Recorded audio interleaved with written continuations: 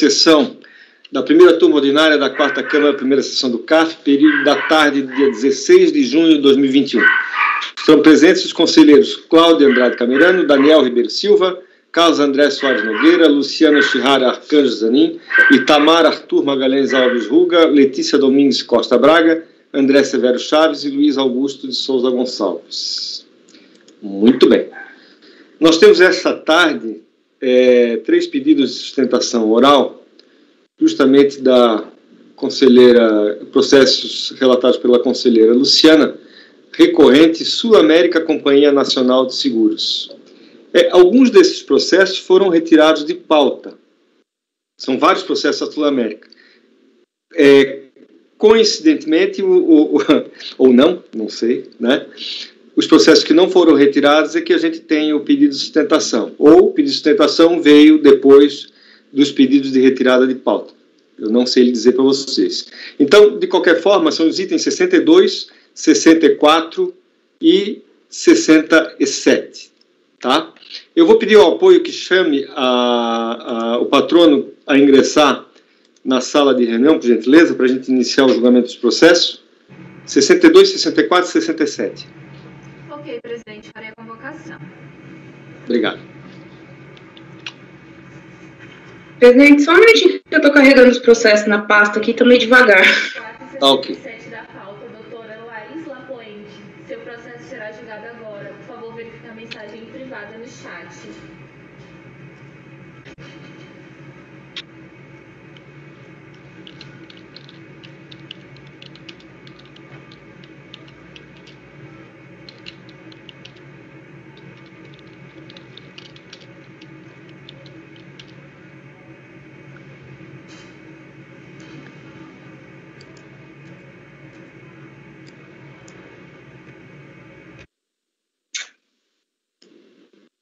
Não está entrando aqui na pasta T. Peraí, deixa eu tentar, que se eu não conseguir, eu mando por e-mail para vocês. Só vou dar as boas-vindas para a advogada, enquanto isso você vai, tá? E peço para ela aguardar um pouquinho. Tá.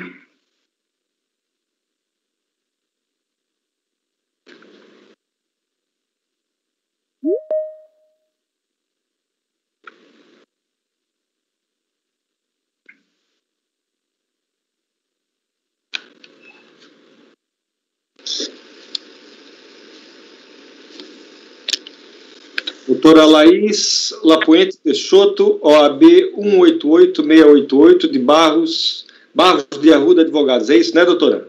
Isso. Boa tarde, senhor presidente. Boa tarde, seja bem-vindo à turma 1401, tá ok? Muito obrigada. Nós já vamos iniciar o julgamento dos processos. A conselheira Luciana só está fazendo carregamento do arquivo na pasta, tá? A gente já dá início, tá ok? Tudo bem. Doutora Luciana, quando estiver ok, pode começar, tá? Enquanto isso, a gente aguarda aqui.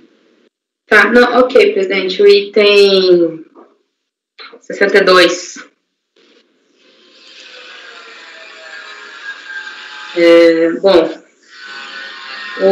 Eles são 3 processos, né? São processos diferentes, com pedidos diferentes, embora da mesma contribuinte. Então, é interessante que a gente faça a análise 1 a 1. O item 62 trata-se de recurso voluntário interposto contra acórdão. Por unanimidade de votos, manteve a autuação de contribuição social sobre o lucro líquido relativo ao ano calendário de 2007, acrescida de conta isolada e de ofício. A acusação fiscal diz respeito à conduta da recorrente, no sentido de que, ao contabilizar no ano calendário de 2007, com observância do regime de competência, despesas com a COFINS e contribuição para o PIS e contribuição para o INSS, o ICMS e o ISS, cujos fatos geradores ocorreram naquele período, deixando, então, de adicionar essas quantias ao resultado do exercício para determinar a base de cálculo, quando deveria ter sido promovido, considerando a escrituração das contrapartidas dessas despesas a crédito, de provisões indedutíveis, bem como o fato de os respectivos créditos tributários estarem com exigibilidade suspensa.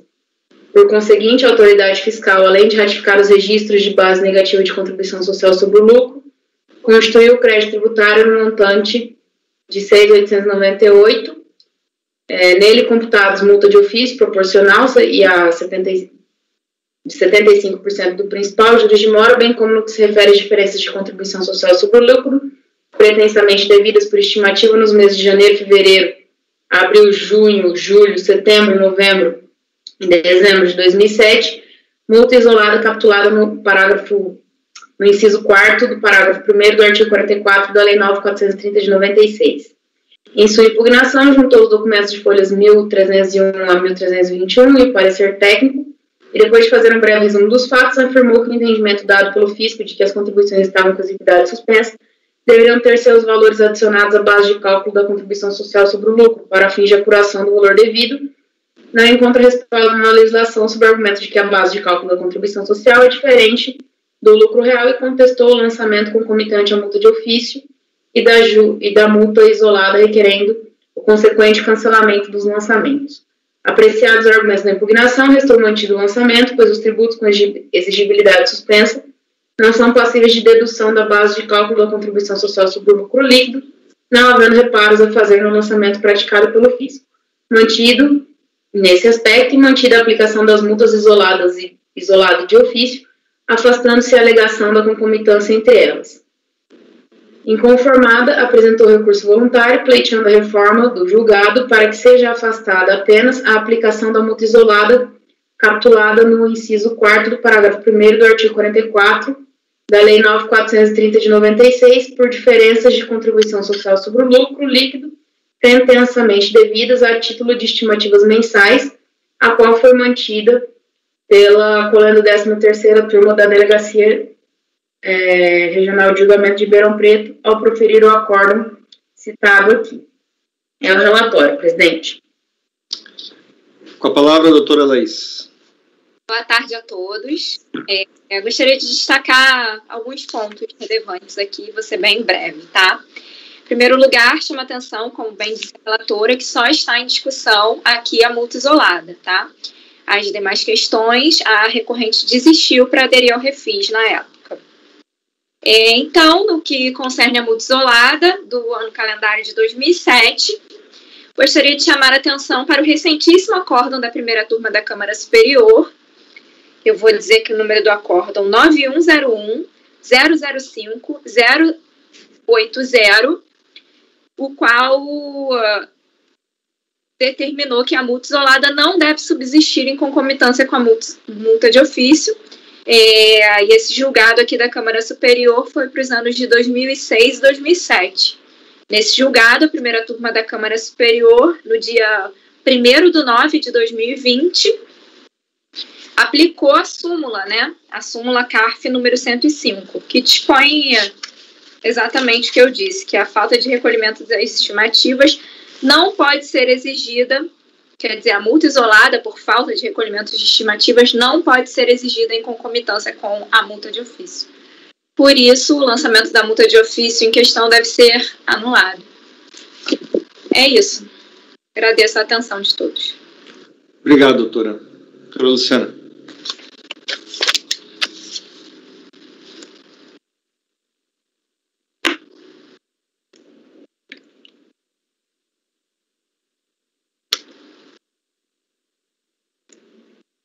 Nesse caso, né, em específico, aqui os períodos, né, estou só chamando a atenção para essa questão, em razão à questão da aplicação da súmula, né, que os períodos dos fatos geradores aqui são referentes a 2007, né, e aqui na turma existe posicionamento, né, de alguns dos conselheiros no sentido de que a partir de até julho, né, de 2007, quando da entrada em vigor da alteração legislativa ali prevista na súmula 105, não seria mais aplicada a súmula, tá? Só estou colocando essa questão aí para que os conselheiros que se posicionam dessa maneira poderem analisar de forma mais tranquila. Então, passo ao voto.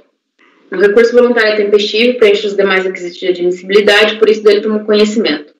Conforme relatado, o litígio versa tão somente sobre a exigência de multa de ofício isolada, cobrada em função da falta de recolhimento de estimativas de imposto de renda da pessoa jurídica e contribuição social sobre o lucro líquido.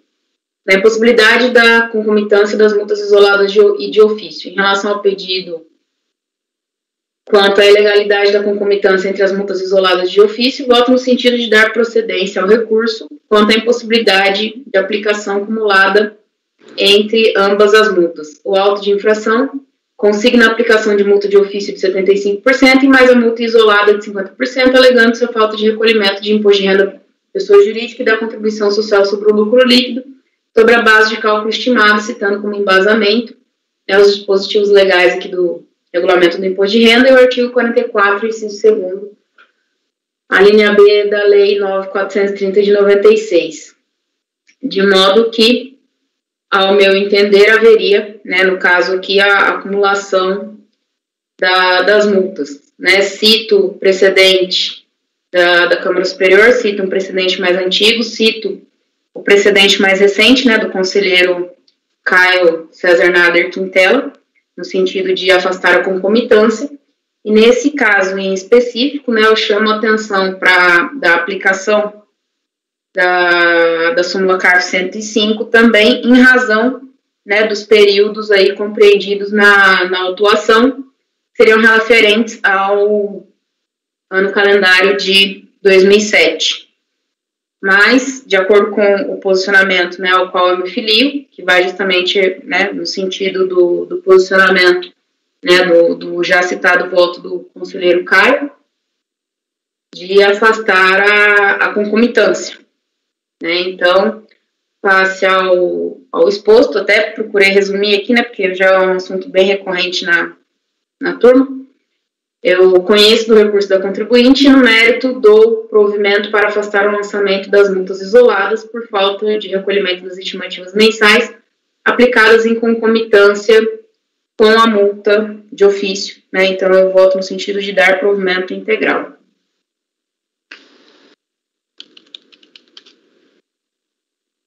Muito bem. Aberta a discussão. Alguém quer fazer algum comentário? A matéria não exige grandes digressões, mas enfim. Podemos passar a votação? Doutor Camerano. Senhor presidente, a medida provisória que alterou essa natureza da multa lá, né, o artigo 44, inciso 2 e tal, ela teve início a partir de 1º de janeiro de 2007. Então, eu entendo que a súmula, ela contempla até o ano calendário de 2007, é possível, sim, conviver a multa isolada com a multa de ofício. Por isso, há uma divergência no sentido de manter a multa isolada. Doutor Daniel. Presidente, minha posição já é conhecida aqui, eu acompanho a relatora. Doutor Carlos André. Eu acompanho a divergência, minha posição conhecida. Acompanha a divergência, né, doutor Carlos? Só para ficar claro, não ouvi direito. Ok. Acompanha a divergência. Ok. Doutor Itamar. Acompanha a divergência, senhor presidente. Letícia. Eu acompanho a relatora. André. Também acompanho a relatora, presidente. Também acompanha a divergência. Temos, então, por aplicação do artigo 19e da Lei 10.522/2002, com a redação dada pela Lei nº 13.988 de 2020, considerando empate na votação, dar provimento ao recurso para afastar a exigência da multa isolada sobre as estimativas. Vencidos os conselheiros Cláudio Andrade Camerano, Carlos André Soares Nogueira, Itamar Arthur Magalhães Alves Ruga e Luiz Augusto de Souza Gonçalves. Ok? Pegou, doutora? Sim, obrigada. Doutora Luciana, antes de passar para o próximo item, o item 64, o item 67 eu não encontrei na pasta lá. Acho que não foi. Ah, tá. Peraí, então, presidente, só um minutinho que eu preciso carregá-lo aqui. Isso, por favor.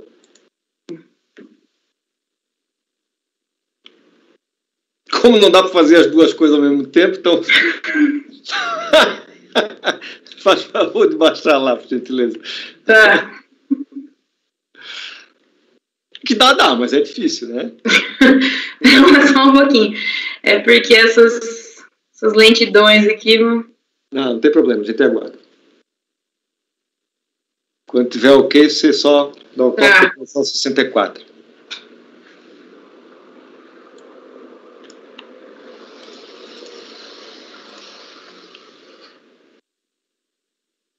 Meu Deus, parece que quando a gente tá com pressa no negócio aqui, que enrosca.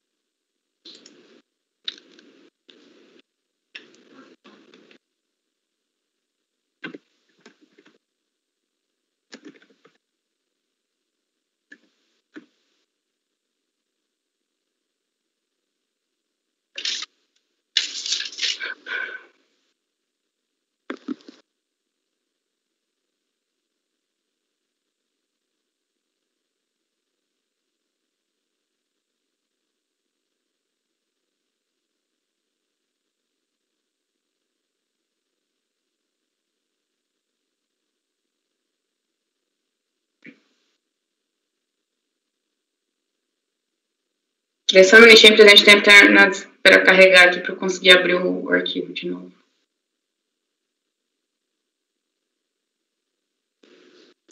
Ok. Esse caso, ele trata também de recurso voluntário contra acórdão que julgou improcedente manifestação de conformidade e não teve despacho decisório que reconheceu parcialmente o crédito pleiteado pela contribuinte. Transcrevo aqui para os senhores, né, o despacho decisório. Na impugnação, a contribuinte reclamou questão envolvendo a homologação tácita de alguns perdecompes, né, haja vista o despacho decisório ter sido emitido apenas em outubro de 2012 e os pedidos de compensação haviam sido transmitidos ali, né, eram referentes aos exercícios de 2002. Vou pegar a data da transmissão aqui. Né, eles teriam sido transmitidos ali em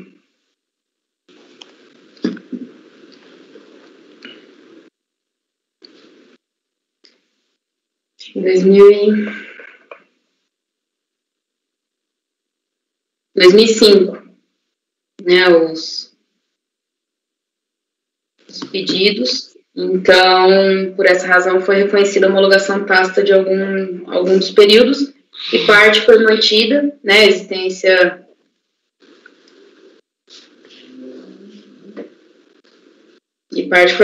haja vista o não reconhecimento do direito creditório que se referia ao último perdecomp por ausência de demonstração de liquidez e certeza do débito. Inconformado, o recorrente apresentou recurso voluntário, pleiteando a reforma do julgado para reconhecer e restar a homologação declarada através dessa última perdecomp, né, referência, e por consequência extinguir os respectivos créditos tributários exigidos.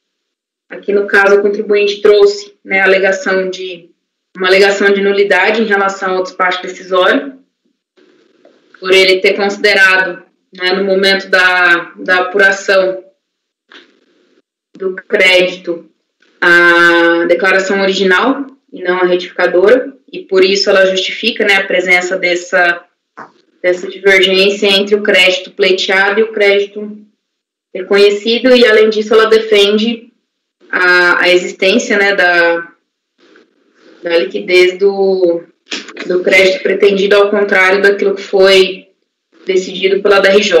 Em resumo, esse é o voto, presidente. Relatório, né? O relatório, desculpa. Doutora Laís. Doutora Laís, a sua sustentação. Obrigada, presidente. Primeiro, como bem destacou a relatora, a maioria das perdecompes foram homologadas tacitamente, restou apenas uma não homologada, cujo débito é no valor de, se eu não me engano, R$ 9.200, mais ou menos. Não sei de cabeça o valor exato, mas é em torno de R$ 9.000. E quanto ao despacho decisório, eu gostaria de destacar que ele deve ser considerado nulo, uma vez que apreciou uma DIPJ que já havia sido retificada na época da sua emissão. Ou seja, ele se baseou em uma DIPJ retificada e não considerou a retificadora que já havia sido transmitida nessa data. E, como bem sabemos, a jurisprudência desse conselho se posiciona no sentido de que isso não enseja a nulidade do despacho decisório. Outro ponto que eu gostaria de destacar é que a recorrente apresentou nos autos todos os documentos que comprovam seu saldo negativo.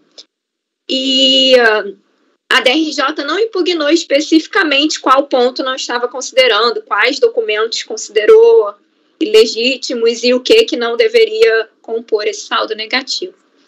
Além disso, a DRJ chamou atenção para a estimativa de setembro de 2002, que foi quitada por uma compensação.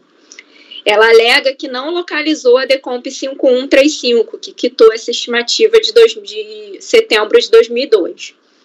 Com isso, nós chamamos a atenção no recurso voluntário para o fato de que essa DECOMP foi retificada. Ela foi retificada em 18/3/2005 pela DECOMP de final 8499. Como a gente sabe, o parecer normativo número 2 de 2018, que está em vigência, parecer normativo COSIT, determina que as estimativas, ainda que em discussão, ainda que glosadas e em discussão em outro processo administrativo de compensação, devem ser consideradas na formação do saldo negativo. Então, por essas razões, a recorrente espera ver provido seu recurso voluntário. Obrigado, doutora. Doutora Luciana. Que agradeço. O recurso voluntário é tempestivo, preenche os demais requisitos de admissibilidade, por isso dele toma conhecimento. Em sede de recurso, o recorrente insiste que o saldo negativo do montante de 2.500 relativos ao ano calendário de 2002 foi composto da seguinte forma, através de informes de rendimentos financeiros, atestando a fonte do período no total de 26 mil, planilha de estimativas de março extintas por compensação com pagamentos indevidos ao maior de períodos anteriores acompanhados de DARPs, desses recolhimentos, DARPs comprobatórios de recebimento de recolhimento de estimativas de maio, junho, julho, agosto, setembro de 2002 e das DIPJs dos anos calendários de 2000 a 2001. Eu estou vendo o arquivo errado, não? Eu não sei. Você está em que página, que folha do voto? Na folha do voto, na primeira folha do voto. Eu também tive essa impressão, Luciano. Eu estou com o arquivo é o item 64 que está... Ai, presidente, me desculpa. Eu estou lendo o 67. É que eu fui salvar o 67 na pasta T e ele ficou em aberto aqui. E eu estou lendo o 67. Me perdoe. Me perdoe mesmo. Então, peraí. Só um momentinho. Você relatou o 67 e eu relatei o 67. A patrona sustentou o 67, foi isso? Então, estamos analisando o 67, tá, gente? Eu vou abrir o arquivo 67 aqui. Tá ok? Tá. Só um momentinho. Tá. Eu vou abrir também, então. Tá? Só dá um tempinho para a gente abrir aqui. Ok. Para mim, tá ok.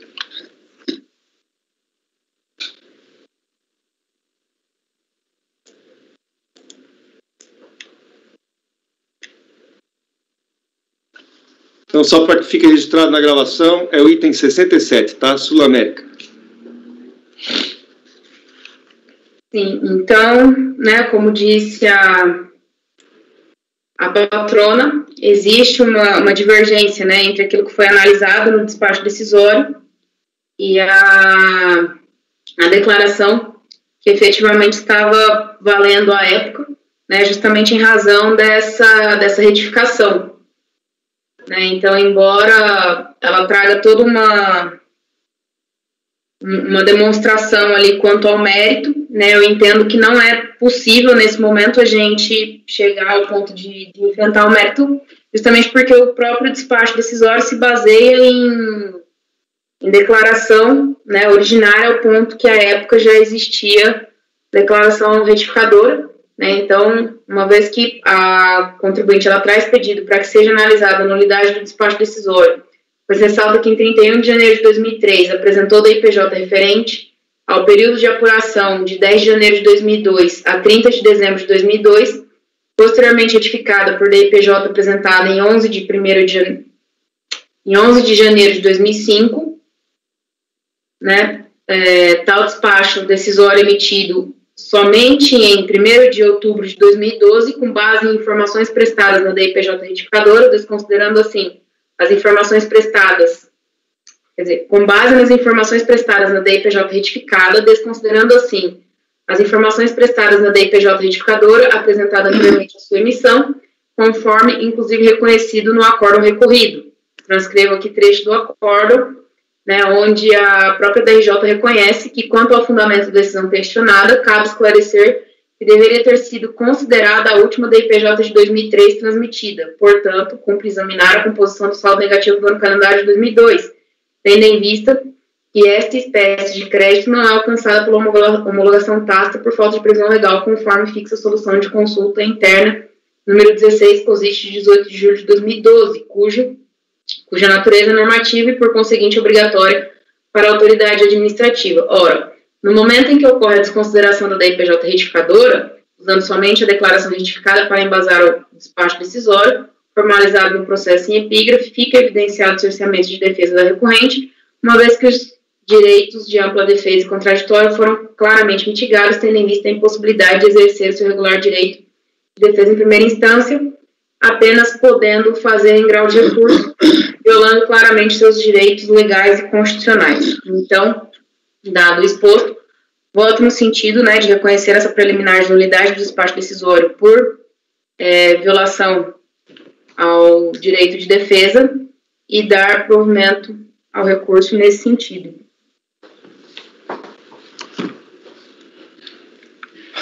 Está reconhecendo a nulidade do despacho decisório, né? Sim. Doutor Camerano, diga. O senhor quer falar? Não, só tem uma dúvida aqui, porque aqui diz que o despacho decisório foi emitido em 1 de outubro de 2012, né? Isso. Até coloquei cópia do despacho ali em cima. Pois é. Mas a DIPJ retificadora foi em 31 de janeiro de 2003? 2005. Ah, perdão, eu fiz confusão com as datas aqui. Esquece, apaga tudo. Foi 11 de janeiro de 2005, a retificadora. Não, peraí. Ah, tá, 2012. Tá. Não, esquece, eu fiz uma confusão com a data aqui, presidente. Tá certo, ok. Tem nada. Com a nulidade aqui do despacho decisório, não homologa tacitamente essa compensação também? Sim. Então teria que constar, né? Sim, vou acrescentar aqui, presidente.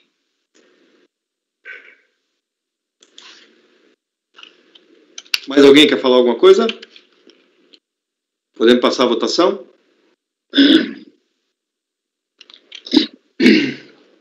Doutor Camerano, o voto é no sentido de dar provimento ao recurso, declarando a nulidade do despacho decisório, com a consequente homologação tácita das compensações realizadas. Sim, senhor, acompanhe. Ô, Daniel. Acompanhe a relatora, presidente. Doutor Carlos André. Acompanhe. Doutor Itamar. Acompanhe. Doutora Letícia. Acompanhe, presidente. Doutor André. Acompanhe, presidente. Então temos por unanimidade dar provimento ao recurso voluntário, declarando a nulidade do despacho decisório com a consequente homologação tácita das compensações realizadas. Agora sim, o item 64, conselheiro. Sim, agora sim, presidente. Deixa eu conferir aqui. Ai, gente. Item 64. Trata-se de recurso voluntário interposto em face do acórdão, que por unanimidade de votos julgou improcedente manifestação de inconformidade e manteve o despacho decisório que reconheceu parcialmente o crédito pleiteado pela contribuinte. Conforme o despacho decisório, foi reconhecido parcialmente o crédito de saldo negativo de RPJ apurado no ano calendário de 2005 pela Sul América no valor de 3.071 e homologou as declarações de compensação, números citados aqui, homologou parcialmente a declaração de compensação, cobrando-se o saldo remanescente do débito nos seguintes termos. Transcrevo aqui homologado parcialmente, conforme tabela colada ao voto. Não homologou a declaração de compensação, número citado, cobrando o débito correspondente. Em sua impugnação, a contribuinte aduziu que, no tocante à diferença do valor não reconhecido a título de R-fonte, embora não tenha localizado até o momento os comprovantes de retenção desses montantes, não há qualquer prejuízo à homologação integral das compensações objeto do presente feito, justamente porque não utilizou a parcela do saldo negativo em questão, conforme demonstrado no subitem 1.1, havendo saldo não compensado de R$ 157.954,92 do crédito inicialmente declarado no valor original. Assim, a recorrente se limitará a enfrentar a seguir as razões citadas no despacho decisório para não reconhecer o valor de 1.355 a título de estimativas mensais de RPJ compensadas em outros feitos, que integram o saldo negativo em questão. No que se refere às estimativas extintas por compensação com saldos negativos advindos de períodos anteriores, a requerente acosta a presente defesa cobra a totalidade das manifestações de inconformidade apresentadas em face da não homologação das citadas compensações, pendentes de decisão definitiva na esfera administrativa, conforme demonstrado na tabela abaixo. Transcrevo tabela. Portanto, sendo certo que as manifestações de inconformidade foram apresentadas naqueles feitos, na forma do artigo 74, e encontram-se sujeitos ao rito previsto no decreto 7235, revela-se de todo impróprio negar validade àquelas compensações até que se sobrevenha a decisão definitiva nos autos dos processos administrativos em questão. É certo que as manifestações de inconformidade e recursos voluntários pendentes de julgamento nos autos dos processos administrativos tais, são dotadas de efeito suspensivo na forma do 151, que significa que até o advento da decisão administrativa definitiva desfavorável ao sujeito passivo não há implemento de condição resolutória de que trata o parágrafo 2º daquele mesmo dispositivo, impondo-se no curso da regular tramitação dos referidos processos administrativos o reconhecimento da extinção dos débitos ali compensados. Merece ser reformado no respeitável despacho decisório, ora, entretanto, sob pena de ensejar a cobrança de tributo em duplicidade, configurando verdadeiro bis in idem, pois, no caso em concreto, impõe-se a requerente a cobrança de estimativas compensadas na hipótese do advento de decisão definitiva contrária aos autos do processo administrativo citados, ao mesmo tempo a cobrança do objeto do presente feito nos exatos valores daquelas estimativas que compuseram o saldo negativo do RPJ do ano calendário de 2005. Com fruto nos argumentos transcritos, perde a homologação integral das compensações declaradas. Apreciados os argumentos da manifestação de inconformidade, o despacho decisório sob fundamento nos termos do artigo 170 do CTN, do artigo 2º, parágrafo 4º da Lei 9.430 e do COSIT 16/2012, onde é aduzido que a Fazenda Nacional não pode acertar que os valores das estimativas mensais não compensadas nos processos administrativos figurem como parcelas de composição de saldo negativo aproveitável em outros períodos, pois implicariam desobediência aos comandos legais, bem como equivaleria à homologação tácita da espécie do crédito em que se vinculam, o que expressamente contraria a referida COSIT 16/12. Pois, entretanto, vigoraram as decisões nos processos administrativos anteriores, atestando a inexistência ou insuficiência das parcelas de composição do crédito referente às estimativas mensais.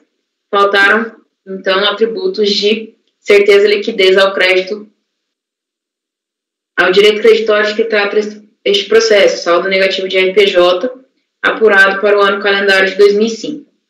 Inconformada, apresentou o recurso voluntário pleiteando a reforma do julgado para reconhecer e restar homologada a compensação declarada através da Perdecomp em referência e, consequentemente, extinguir os respectivos créditos tributários ora exigidos.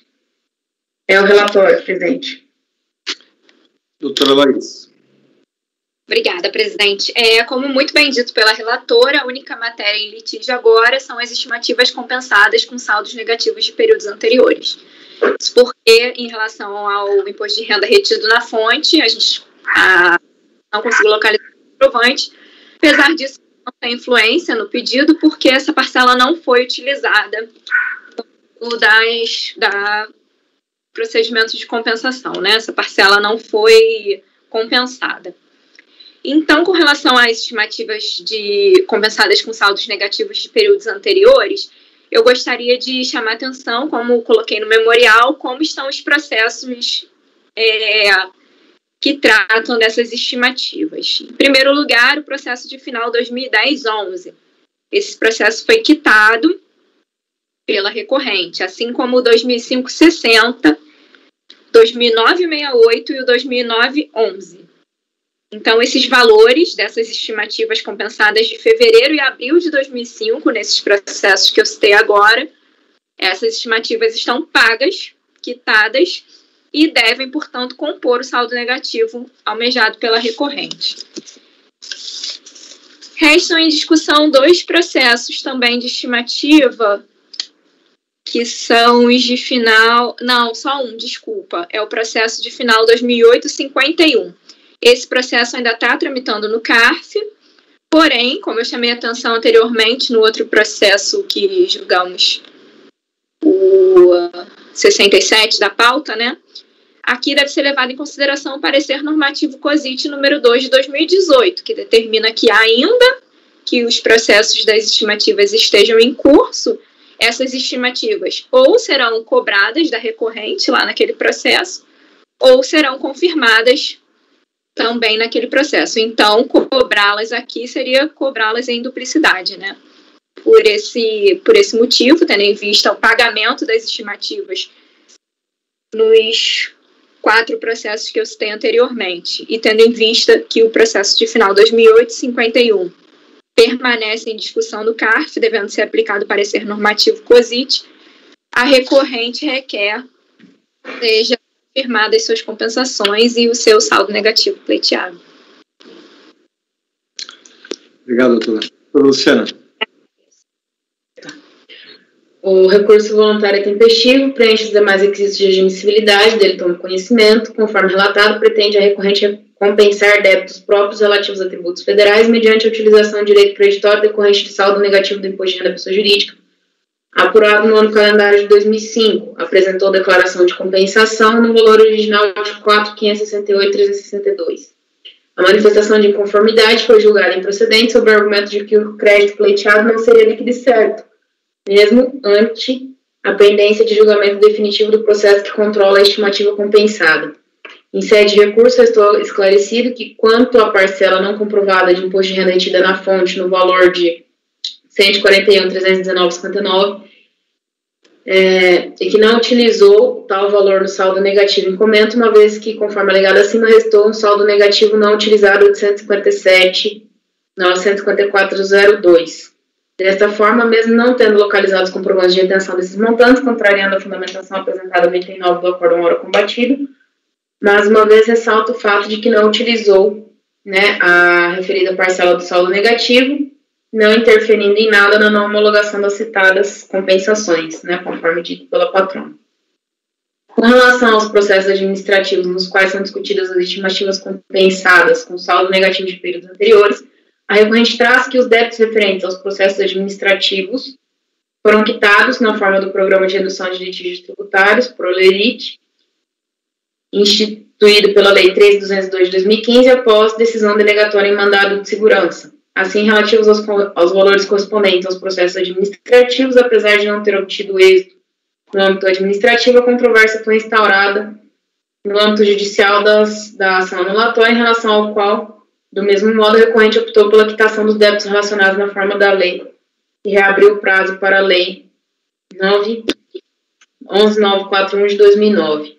A respeito dos processos administrativos, ressalta que, após o julgamento contrário dos recursos voluntários interpostos, optou pela quitação dos débitos relacionados aos referidos processos. Assim, é imperioso que esses valores sejam computados no direito creditório almejado. Diante disso, as estimativas de fevereiro e abril de 2005 relacionadas àqueles processos estão quitadas, devendo, portanto, compor o saldo negativo em comento. Já no que diz respeito ao processo administrativo final 51, que se encontra aguardando julgamento de recurso voluntário, é imperioso que esses valores sejam computados no direito creditório almejado, de modo que não deve prevalecer o acordo da RJ, que julgou improcedente a manifestação de inconformidade sob o argumento de que o crédito pleiteado não seria líquido e certo, mesmo ante a pendência de julgamento definitivo do processo que controla a estimativa compensada. Pois tal entendimento não prospera, posto que a partir da edição da medida provisória 135 de 2003, a estimativa mensal compensável em DECOMP deve integrar o saldo negativo, porque será cobrada ainda que a compensação não seja homologada.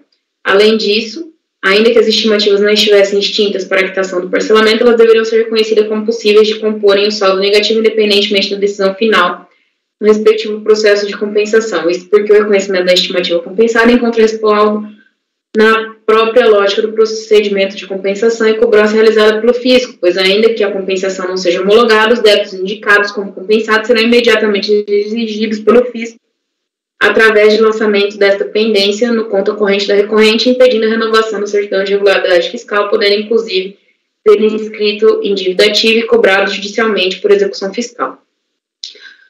Isso porque a PERDECOMP constituiu dívida ativa e instrumento hábil o suficiente para a exigência dos débitos não homologados. Sendo assim, as estimativas compensadas, uma vez não homologadas, serão cobradas em processo administrativo próprio, motivo pelo qual o saldo negativo deve ser integralmente reconhecido.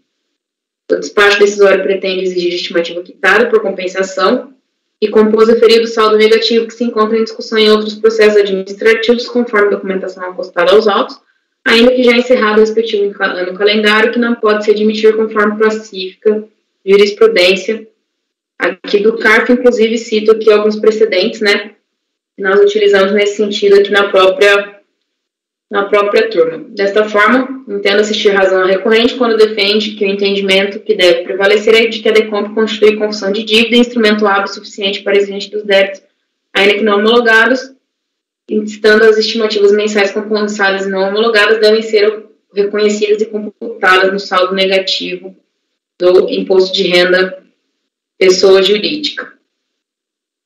Então, aqui, né, ante o exposto, voto no sentido de dar provimento ao recurso voluntário. Faltou o valor ali.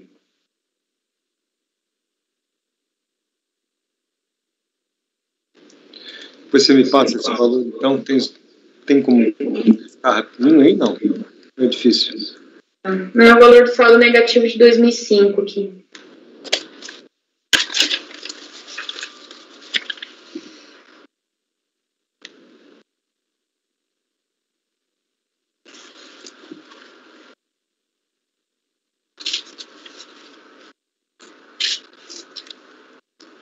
É 4.568.362, é isso?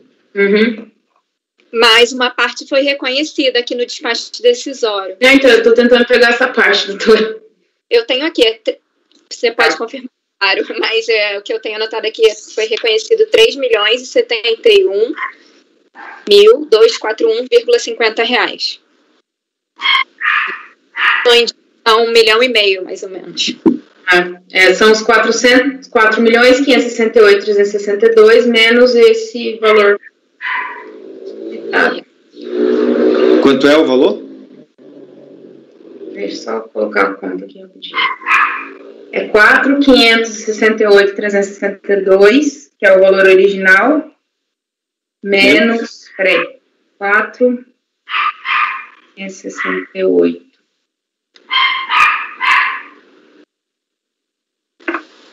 Menos 3.071.241,50. Doutor Carlos, queria falar alguma coisa? Se eu estou entendendo direito, na verdade, o provimento é parcial, né? Porque nós estamos dando provimento apenas à parcela relativa às estimativas compensadas com períodos anteriores. E Sim. não a parcela do saldo negativo composta por imposto de renda retido na fonte, que não foi comprovado, que a própria contribuinte, na sua petição, já reconheceu que não encontrou os comprovantes. Então, não é o valor inteiro do saldo negativo. É que eu tinha considerado essa parte como incontrovérsia aqui, mas é o valor de 1 milhão... Mas é porque, veja,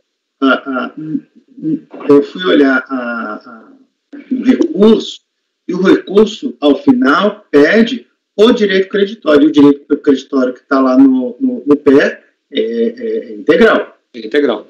Então, o que nós estamos dando aqui é um provimento parcial,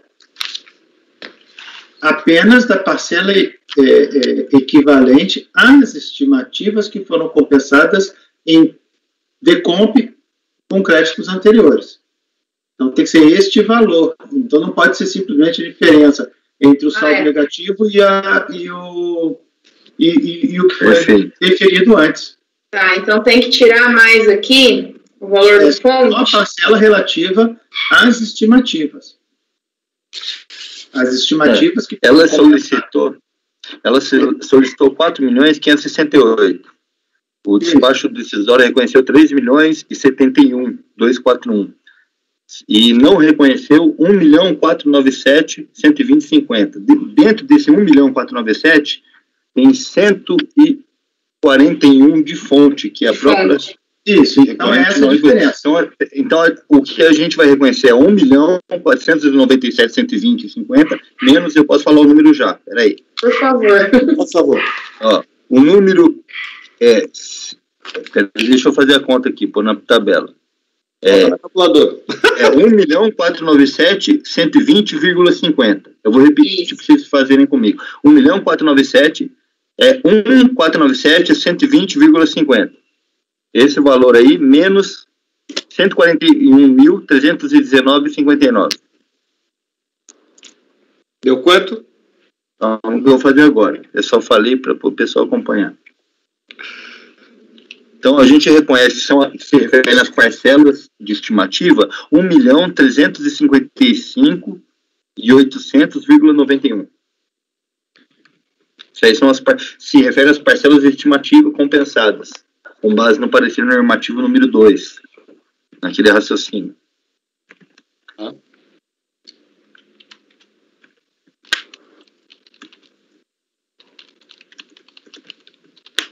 Um momento.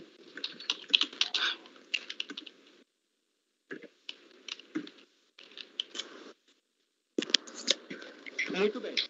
Alguém quer fazer algum comentário? Podemos passar a votação? Estou camerando.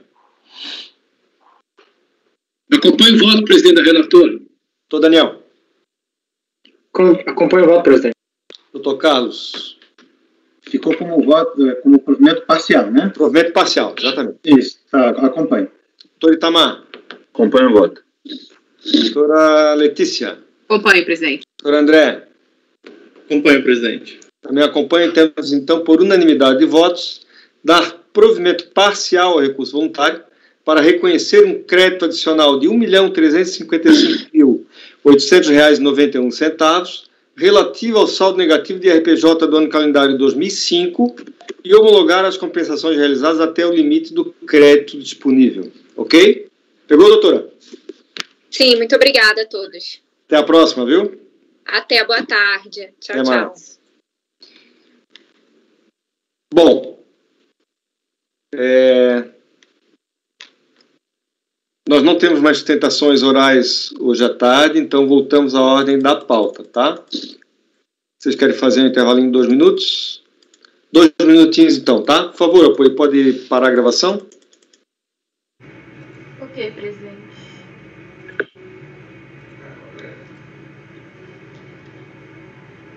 Muito bem, gravação interrompida, 2 minutinhos. A gente volta, deixa